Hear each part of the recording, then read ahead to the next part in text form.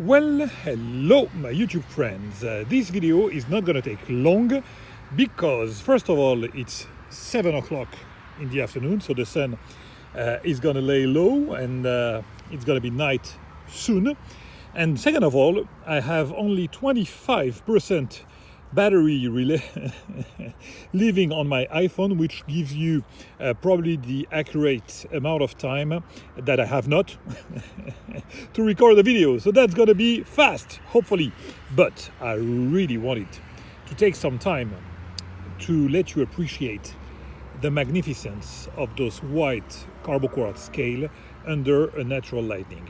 I mean, I don't know if it's gonna be as sunny the days that will come, but really I wanted to really let you appreciate, because when you see it, and that was my my concern when I first saw that material, when you see it under the light, the regular light, it doesn't appear, I mean, you don't see the quartz popping from everywhere, as you can see here, almost like these, these pictures that we had when we were kids, that those, figures that were moving all over. And this is exactly what you have with this white carbon quartz. That is beautiful. I will probably do 2 videos, I don't know, because this one is already erratic and it breaks my heart to make it as erratic. But again, a nice view and a good picture worth 10,000 speech. So if I managed to let you appreciate the beauty of that knife under that light, mission accomplished, my friend. Now we have here a beautiful knife from a guy that lives in Sweden. For those of you who collect custom knives, you may know him. His name is Sebastian Larsson.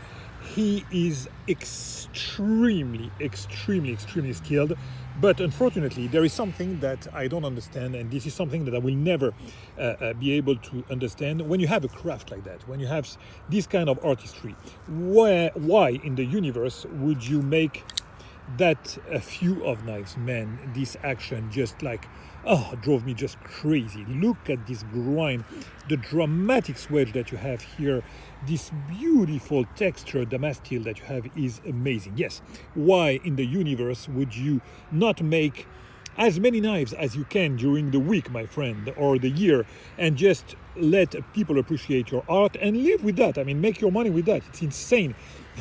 A craft like that, it's a loss when you don't make more knives.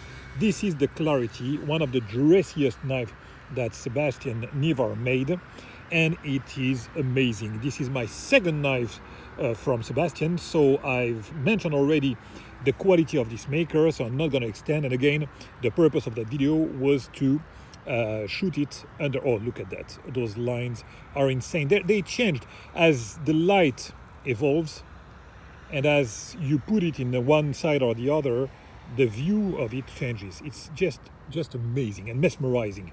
Yeah, the quality of his build is just amazing, truly amazing. The design, he's got a freaking eye for design. I mean, look how sexy this knife is. Just look at it, simple as that. The lines are just, I don't know, sexy as they can come to me, and that's not even, it looks like a bit like a Warncliffe. I'm not a Warncliffe guy, but this knife is just, as it is, the design is sexy. I don't know, I may be biased, who knows. The build is exceptional. You have here hidden hardware with dovetail junctions here, and the finish of the white carbon quartz, as you can see, is amazing. But this finish on the zirconium is even more amazing for me, because you honestly, the finish of the zirconium is black, okay, but whenever you will have a maker that will get you a black, you will have something that will be grayish, like dark, but not like black, like as black can be. Maybe Todd Rexford is one that knows how to finish a zirconium as black as that. And then you have Sebastian. This is black as black can be. It's insane. It's dark black, amazing. So the contrast with the black here, I'm sorry, of course, with this beautiful polished finish, you have the fingerprints. Even though I took the gloves, you still have some fingerprints. But so the contrast, black and white, is always on point. I mean, it's always great.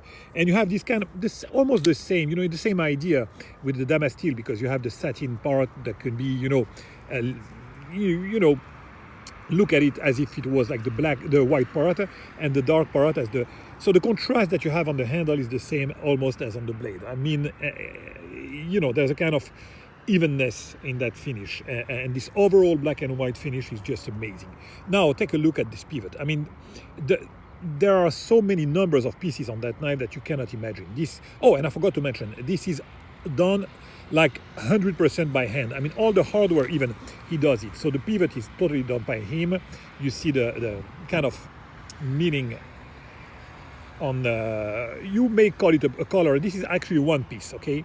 And then underneath you have this piece of copper that brings such a great look. This pivot is amazing on each side. Truly, truly amazing. And the contour here, absolutely flawless with the bolster. You don't see no gap, no space, nothing. Of course, you feel the texture here of the file work that you have here, but it's just a flawless junction. Absolutely amazing. And again, no hardware. Look at that. I mean, it's like you see the pivot, but the pivot in itself is a part of the design. So you can definitely, it's not a hardware, it's a part of the design, and then nothing here. And nothing on the other side with, of course, this clip that has a hidden hardware. Love the polish finish that he gets also on the liners. Beautiful polish finish. And on this, you know how it's mounted like that, that round part that is mounted like that is just, not a lot of people do that, and I really appreciate that. Most of the time it's going to be either a screw or standoff, but the basis of the clip to be rounded like that, absolutely adore. Like a big standoff, Love it, love it, love it, just amazing. Now, the action, before going to the action, check this backspacer before my battery dies. This is a zirconium backspacer. The hardware that you see here, the standoffs, they're done, again, totally custom by him. He just built them, okay? And what you see here is an inlay, this line here, is so tedious to do that. I mean, just for the look of it, it's brilliant, but imagine the work that you need to do to get this inlay of Elforin. It's a kind of micarta or something, whatever. Actually, this knife had a different build when it was done in 2015. The scales were Elforin, this material, okay, and it had the screw. But it has been changed by the maker to upgrade this finish with the white carbo quartz that is now discontinued, and I'm super happy to have that finish eventually now. So yeah, this was still a piece of Elforin that is inlaid inside, but look at that. The inlay goes all around, and you see it inside. Let me see if I can get to focus on that one. You see the inlay here? Yes, you can see it, of course. The inlay goes inside the backspacer. What a great work. And look at those huge standoffs, crazy. So you see the backspacer is continued here, but here you have a cut that is made, almost like here is one part, and on the bottom here another part. And here you have a part that is kind of funny because this is actually rolling, when you, let me see. This piece, it's protruding a bit, and you can spin it like that. And it's kind of fun. And you can put a lanyard for those of you who like lanyard. But man, what a great finish. And of course, as you can expect, everything is flawless. The junctions, you don't feel them anywhere. The tolerances, I forgot to mention, the inside of the liners, of course, but now that the light is gone, I'm not going to be able to show it to you, but you can see at the end here, they're totally jeweled, of course. Why wouldn't it be? I mean, this knife is just perfect. Signed inside, so you don't spoil the beautiful blade here or the handle. Absolutely adore that. Man, the action, look at those liners. I mean, they're thick as they can come. It's almost a frame lock where you would add some overlay on it. Look at that, extremely thick and effortless to disengage. Absolutely rock solid. It's on bearings, so yeah, of course, it's not only smooth, but it's like, boof. Yeah, it's amazing. But those, I mean, on bearings, it's nothing really to be amazed by. I mean, if you put some bearings, you can expect to have this kind of, smoothness. But look at the tolerances that you have. Oh, Jesus, I don't know what I did. Oh, yeah, check the tolerances that you have here on the side of the blade. Look at that. Here and here.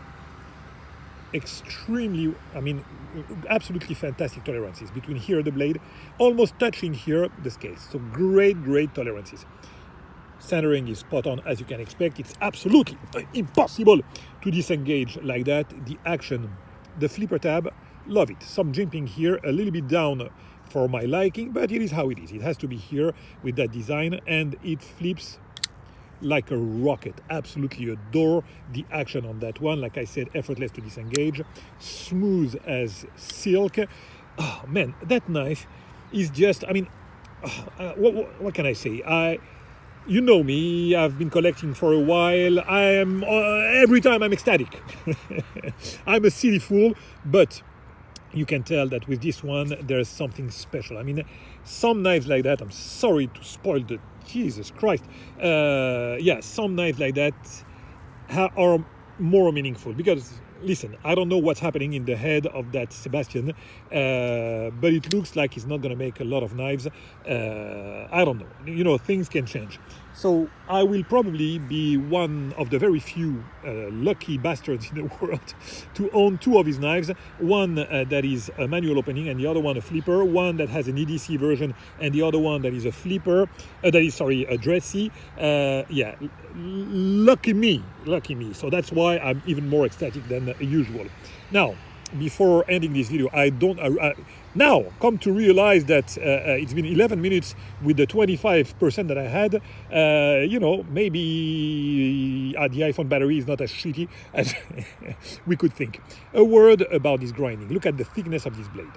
So you have a big flat here, and then dramatic hollow here, a dramatic hollow on the swedge, and this line here that goes like that and goes up, and then it's just an amazing skill to grind, and a finish on the Damasteel that I wish more people would use, because most of the time when you look at the Damasteel, it almost looks like it's painted. You know, you look at the Damasteel, it looks like a satin blade with some, you know, drawings on it almost. On this one, you can tell that you have some kind of texture, and it's almost, let me shut my mouth for a second and let me try to make a macro so maybe you would appreciate what I see. Oh yeah, you can tell here, you know, you can tell that it has almost, you know, the satin part would be on a higher level than the black part. Amazing finish. I wish that you would be here, my friends, to just look at it closely, not through the lens of my camera, but it's just, oh man, maybe, oh yeah, you can tell on the tip here, you can tell the kind of, oh, definitely you can tell the texture. If you don't, I'm sorry about you, but here through my iPhone I can see that it's textured. And again, a sexy knife, sexy blade, sexy everything is perfect. The action, the art, the material used, man, absolutely adore it. And I will leave it at that because, listen, the battery will die in a second or so. I've said what I wanted to say. I've shown you the beauty. You see, just before leaving, you see, when the light is down now, bye-bye, son. When the light is down, you see, it looks a little bit faded, you know, almost. So really that's a scale that you cannot, it's really difficult to take on a picture or even on a video, because you have to see it under a certain light to appreciate the extent of its awesomeness. And that will be my last word, my friend, because that knife is absolutely and most definitely awesome. Catch you very soon for another video, indoor probably. But this one, I needed to do it in the heat of the moment because I just literally received that knife today. Bye-bye, my friends.